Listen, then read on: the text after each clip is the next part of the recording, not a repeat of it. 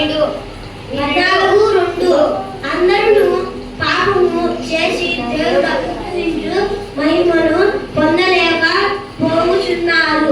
రోమా 3:23 ఆయన కుమారుడైన యేసు రక్తము ప్రతి పాపము నుండి మనలను పవిత్రులుగాను చేయును.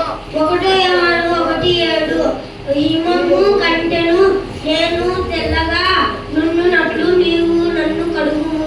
కీర్తన 51:7 నన్ను ప్రభువును రక్షకుడైన యేసుక్రీస్తు అనుగ్రహించు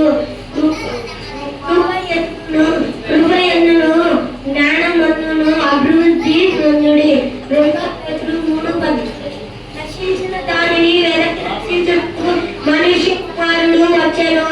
లూకా 19:10 నేనే ద్వారమును, నా ద్వారా ఎవడైనా ప్రవేశించిన ఎడల వాడు రక్షింపబడను.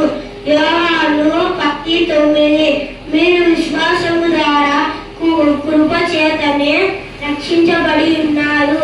ఇది దేవుని వరమే. ఎఫెసీ 2:8 మీ పాపము తుడిచివేయబడును నిమిత్తమును మారు మనసు నుండి తిరుగుబడి.